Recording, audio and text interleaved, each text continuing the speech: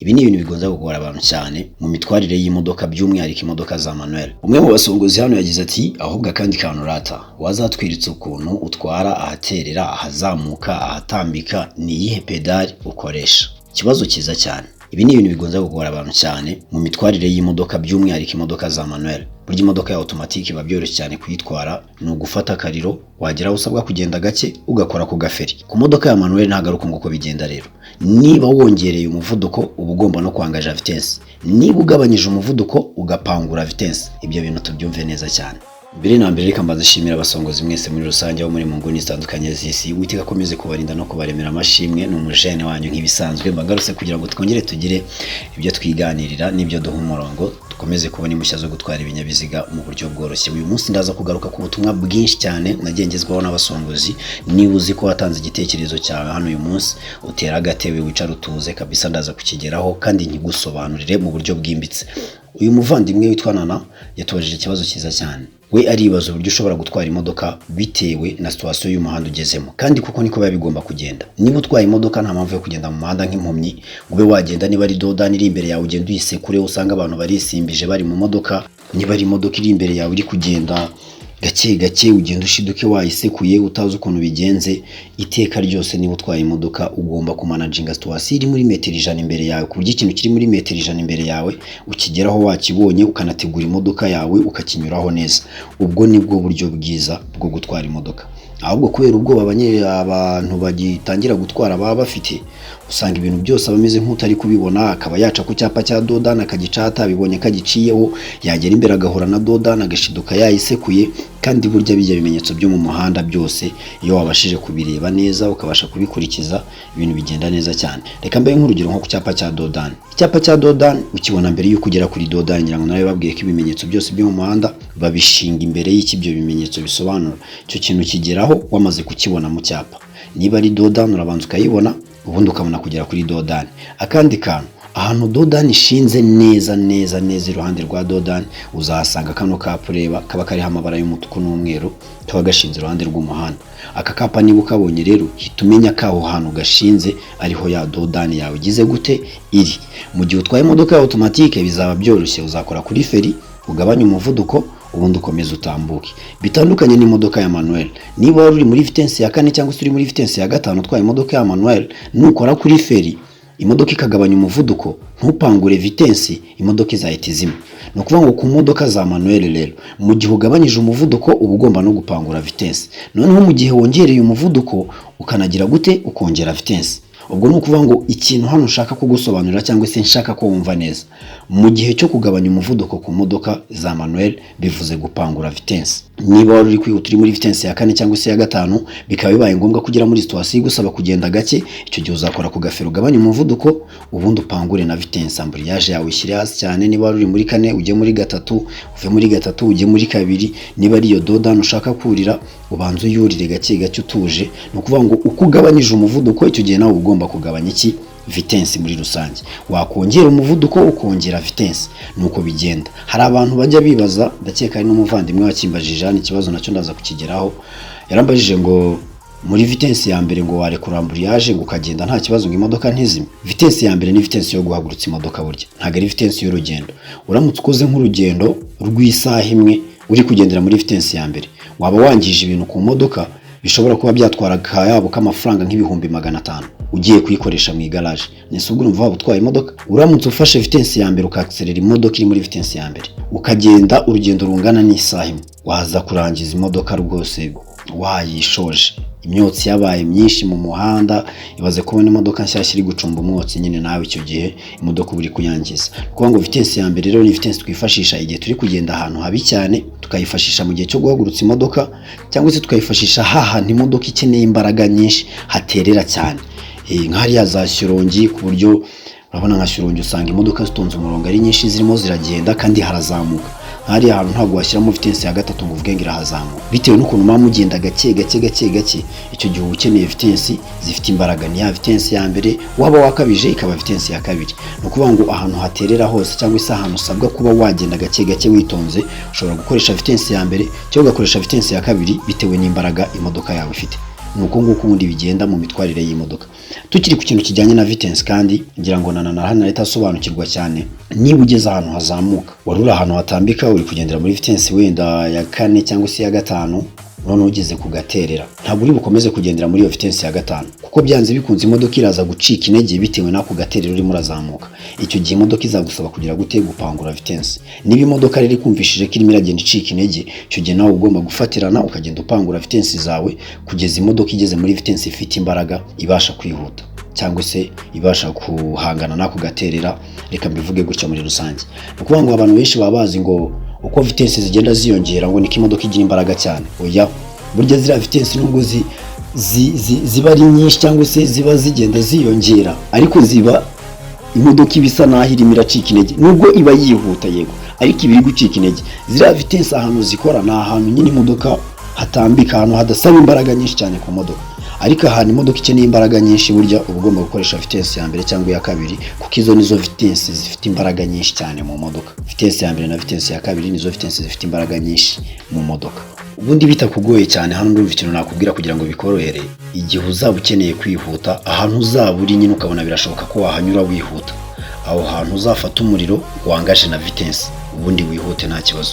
Ariko niba ubona bidashoboka ko wakwihuta, genda gake ujye no muri vitesse zo hasi, kuko vitesse zibasha kugenda gake, vitesse ya mbere na vitesse ya kabiri. Ubwo nukuvuga ngo niba uri muri vitesse ya mbere ubusabwa kugenda gake cyane, wajya muri vitesse ya kabiri ukongera akavuduko, wajya muri gatatu ukongera akavuduko, wajya muri 4 ukongera akavuduko. Ubwo urumva uko wongera vitesse ni kugenda wongera akavuduko. None reka tugere mu gihe cyo gupangura vitesse. Wenda tubonye dodani imbere yacu, twari turi muri 4 cyangwa se twari twageze no muri 5, imivuduko yamaze kwiyongera yabaye myinshi cyane.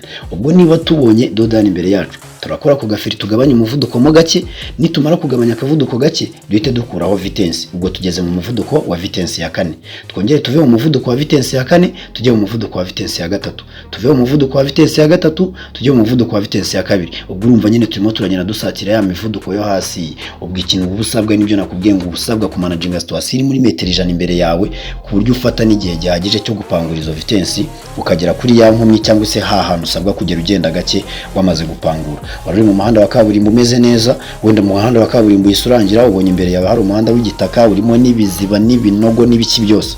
Icyo gihe niba wari muri kaburimbo kandi uri kwihuta kuko umuhanda wari mwiza, ukabona umuhanda ubaye mubi, icyo gihe uzahita ugabanya umuvuduko w'imodoka, unapangura vitesse z'imodoka ujye muri vitesse zifite imbaraga zibasha kunyura aho hantu. Ubwo niba wari muri 4 ukabona wenda 3 yanyura aho hantu bitewe n'ububi bw'umuhanda, cyangwa se ukabona usabwa kugenda gake cyane, icyo gihe nyine nawe uzagenda usatira za vitesse zo hasi kugeza ugeze muri vitesse ibasha kugira gute, ibasha kugenda gake nkuko nabikubwiye. Ngira ngo ikintu kijyanye na vitesse ndetse na situation y'umuhanda nubwo buryo twajya tubitwaramo. Buri muhanda wose ugezemo cyangwa se ahantu hose ugeze uba ugomba kuhatwara bitewe n'ukuntu hameze nyine.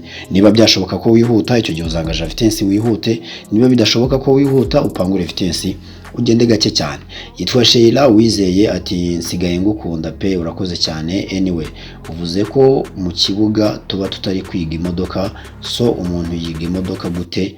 Noneho ikibazo mfite, umuntu ahindura vitesse nyuma y'igihe kingana gute? Amahoro y'Imana nabane nawe nimuhorane.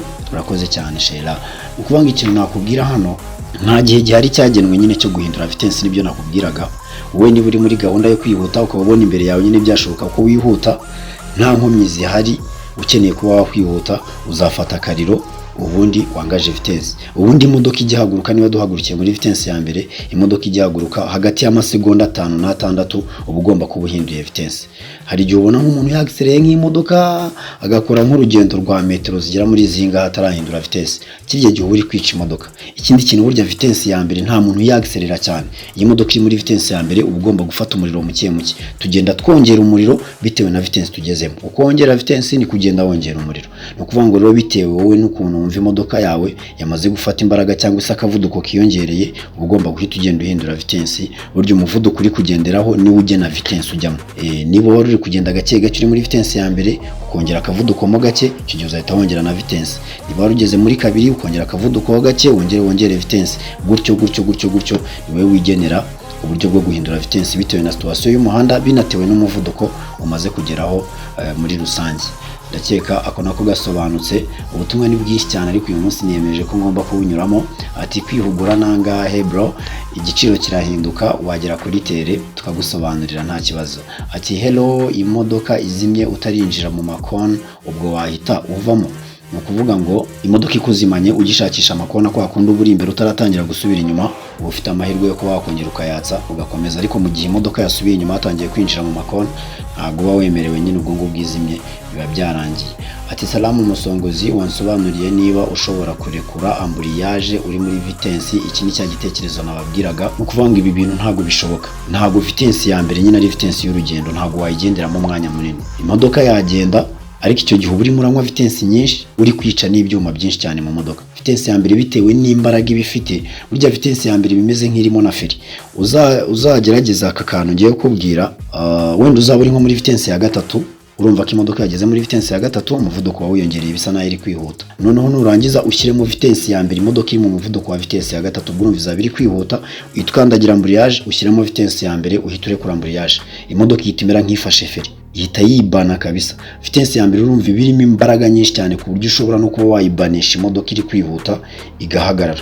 Ni ukuvuga ngo muri vitensi ya mbere burya imodoka yakselera muri vitensi ya mbere uba umeze nk'uri kuyitwara ku gahato, nyine umeze nk'uri kuyihatiriza, ntabwo iba iri kugenda neza. Ndakeka uyu muvandimwe nawe Dusingizimana Isaac, ndakeka aha ngaha nawe yabasobanukiwe. Ati salamu Musongozi, wansobanuriye niba ushobora kurekura amburiyaje uri muri vitensi ya mbere ugakora urugendo uri muri vitensi ya mbere kandi nta amburiyaje. Oya, kugendera kuri amburiyaje nabyo ni ukwica imodoka. Hari n'abantu bangaje vitensi ntibarekura amburiyaje, nabyo njya mbibona. Reka n'aka kantu nkabasobanurira. Ni ukuvuga ngo niba wangaje vitensi uba ugomba guhita urekura uretse vitensi ya mbere. Mu gihe cyo guhagurutsa imodoka muri vitensi ya mbere twegura amburiyaje gake gake, ngira ngo ibyo ngibyo ku bantu bizi imodoka murabizi. Ariko guhera kuri vitensi ya kabiri, niba ukandagira amburiyaje ugashyiramo kabiri, icyo gihe uba ugomba guhita urekura amburiyaje yose. Kuko iyo ukandagira amburiyaje ugashyiramo vitensi ya kabiri ugakandagira umuriro ukandagiye na amburiyaje, urya muriro nyine uteza urusaku ku modoka ariko nta kintu uhindura ku muvuduko w'imodoka. Kandi burya mu myangarije y'imodoka kwangaja vitensi bivuze kwihuta, gupangura vitensi bikavuga kugenda gake. Urumva rero iyo ukandagiye amburiyaje ya vitensi iba yataye agaciro, nta kintu ibiri gukora. Ntabwo umuvuduko w'imodoka wakwiyongera nyine ukandagiye amburiyaje. Imodoka irasakuza gusa ariko ntabwo ibirimo iragenda, wanashiduka yanahagaze rwose. Ntabwo ari byiza rero kugenda ukandagira amburiyaje mu gihe cyo gutwara imodoka. Amburiyaje tuyikandagira tugiye kuyikoresha, tugiye guhagarara, guhindura vitensi se, icyo gihe nibwo dukoresha amburiyaje yacu. Ati twaragendanye ngeza kuri B, ubu ndi kwiga theory hano ku Musongozi, nzaza twige practice kuri D vuba aha ndaza. Ni karibu cyane. Yitwa Banyacyaro. Urabona ko uyu mujene twagendanye rwose yankurikiranye bikamugeza kuri B. Congratulations cyane muhungu wanjye, keep move, Imana ikomeze kugufasha n'izindi uzagenda uzishyiraho bitakugoye rwose. Ati ndakwemera cyane, urakoze cyane, nanjye Abasongozi ndabemera mwese muri rusange. Ati none se iyo ugeze mu cyapa itara rigumamo, ubu ndakeka ari muri cyagiye ushyizemo ikinyoteri cyo kujya ku ruhande ugiye kwinjira mu cyapa. Iyo uri mu cyapa cyagenwe cyo guhagararamo, ibi byapa ngira ngo nabisobanuyeho cyane byo ku muhanda. Iyo uri mu cyapa cyagenwe cyo guhagararamo urahagarara nta kibazo, itara ntabwo riba ari ngombwa warikuramo. Ariko iyo uri ku muhanda nyine utari mu cyapa, narabibabwiye hamwe ku mirongo icagaguye yirombereje, uburyo twitwara kuri ya mirongo byose nagiye mbisobanura, icyo gihe uba ugomba gukoresha ibimenyetso bimurika mu gihe uhagaze mu muhanda. Ati nkunda ko usobanura neza Umusongozi, ugukurikiye ashobora no gutsinda yize rimwe gusa, ndakwemera. Urakoze cyane kabisa, wankurikiranye umutima ukunda ukiga neza ubikuye ku mutima, byagufasha kuko urabona ko byafashije benshi.